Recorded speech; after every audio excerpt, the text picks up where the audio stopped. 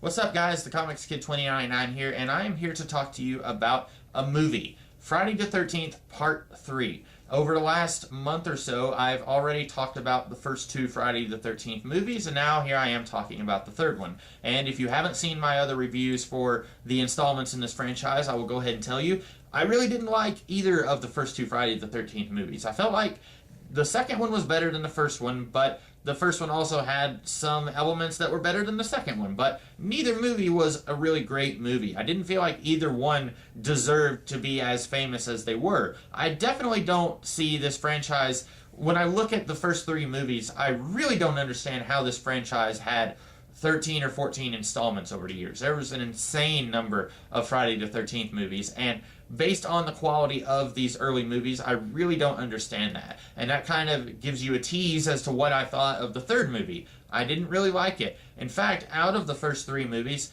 I would even go so far as to say that the third movie is the worst one. At least in the first two movies, there were aspects of those movies that I felt like I cared about. In the second movie, I felt like the protagonist was a stronger character. She was a more resourceful character than we had seen in any of the other characters in the first movie. In the first movie, I felt like the cinematography was done really well, and even though it needed to do a better job of telling us who the villain was earlier in the movie before doing this big reveal and acting like it was being clever in doing that reveal, I really liked that it was kind of trying to be a mystery, even though the mystery aspect was done really poorly. I liked that aspect of the movie.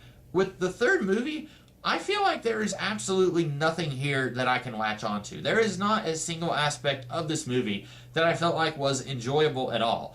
If you're coming to these movies to watch the really gruesome kills and you're like, yeah, finally he's killing people, this movie is probably going to be the most disappointing thing that you've ever seen, because this movie, outside of one married couple that Jason kills at the beginning of the movie, it waits like over half of the movie's length before it starts killing people. And maybe I'm just misremembering, but it feels to me like in the first two movies, like it paced itself a little better. And I know in the second movie, it waits a long time before Jason starts going around killing people, but it seems like that movie paced it a little better and had some more deaths earlier on. Maybe it didn't. Maybe I just liked the second movie better for other reasons, but it really felt like with this movie that they were waiting way too long to put those kills into the movie, and by the time it starts happening, you've only got like 20 minutes left of the movie, and I really felt like they should have spread some of that out a little bit more in this movie. And I know there was that one married couple that he kills at the very beginning of the movie, but those characters really didn't have anything to do with this movie, and I ultimately felt like the only reason that the people put that in this movie was so that they could wait so long, like 45 minutes before they have another death in the movie. And if you come to these movies wanting to see the gruesome deaths and stuff, which honestly, there's so very little substance in any of these movies, that has to be the only reason that anyone would come to watch these movies. If that's what you come to see, you're probably going to be very disappointed, because this movie is very light on any of that. As far as the characters, the first two movies, the first movie had one character that I feel like you could get behind, and that was Alice, the girl who survives till the end. The rest of the characters I felt like were pretty stereotypical, pretty bland and boring, really didn't offer anything for the story. They really didn't come alive for me. They were basically just there to get killed. And the second movie, again, the protagonist I felt like was really great and fantastic and probably the best part of that movie. And then there was some other characters in that movie that I felt like were at least a little bit more interesting than the characters in the first movie. This movie has a lot of really boring characters. You've got the one guy who's kind of the dopey sidekick of the bunch, and nobody really seems to like him, and I find it really hard to believe that he would even be hanging out with this kind of crowd. But he's there, and he's kind of just an idiot, and he keeps trying to scare people because he feels like if he doesn't do that, then people aren't going to like him. It's a really weird thing. And then you've got the girl that he's trying to impress, and again, I find it hard to believe that she would really be hanging out with any of these people. But to be honest, most of the people in this group, I find it hard to believe that they would be hanging out with the other people in this group. You've got the protagonist, and I'll be honest, I don't even remember her name. Her family owns a cabin near Camp Crystal Lake, and I should go ahead and mention, this movie, even though it was made like a year after the second one, it's actually set a day after the second one, and 2, 3, and I think 4 do that, where all 3 of them are set within about 3 or 4 days of each other. This one is set immediately after the second one, and the fourth one is set immediately after this one. And that means that it's slightly believable that Jason, after he's done killing people in the second one, would then go on and try and kill some people in this one, and the police really wouldn't have time to remove all people from Camp Crystal Lake because it hasn't been that long since he's been killing people. If this was set maybe 2 weeks after the second movie, it would feel a lot more forced that these people are coming to hang out at a cabin near the lake so long after there was a whole bunch of deaths near the lake. It feels like the police would have come up and said, hey, you guys can't be here, we're trying to catch a killer, we don't want you guys getting killed. So that is maybe the one shining light of this movie, that it chose to set itself so soon after the second movie, and then we don't have to worry about the logistics of, wait a minute, what are these people doing here? Shouldn't the police be here trying to stop them from hanging out here? But like I said, a lot of these characters, they really don't feel like the kind of people who would be hanging out with each other. Most of them, at least in the first 2 movies, I felt like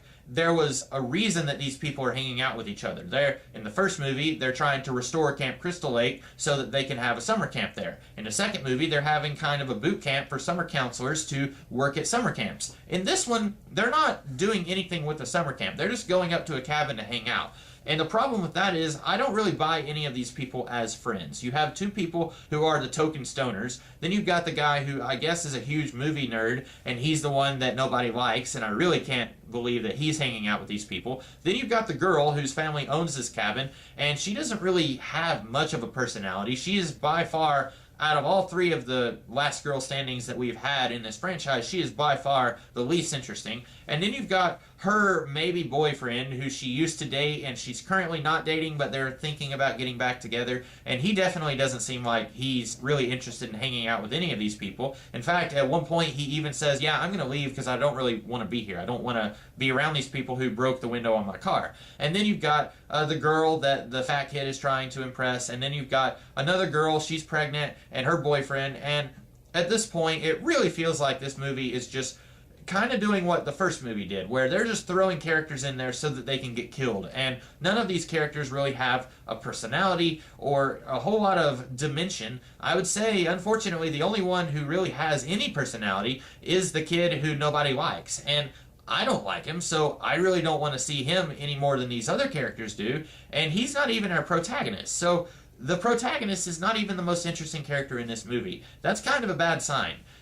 If you are interested in the mythology of the Friday the 13th movies, this is the first time that Jason puts on a hockey mask. That's kind of his thing.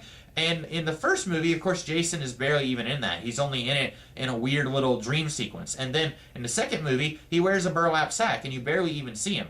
In this movie, he finally puts on the hockey mask. So that's something, if you are kind of keeping up with the score of what's going on when certain things finally happen in this franchise, that does happen. So if you are interested in the Friday the 13th movies for some reason, then that's something that you might be interested in. But overall, this movie was abysmal. I really hated it. It really wasn't that good at all. It has just a lot of problems, even for a slasher movie. And slasher movies usually aren't that good. They usually are pretty lowbrow and just crappy movies, but even for a slasher movie, this one is really terrible. I don't know if I want to keep watching these movies. They're on Netflix still, so maybe I'll keep watching just because I've already gotten this far. I've heard that some of these later movies are actually not terrible, but if they're even as good as this one, I really don't know if I want to keep going. So maybe in 2 weeks you'll see me review another Friday the 13th movie. I really don't know if I want to or not. We'll see what happens then.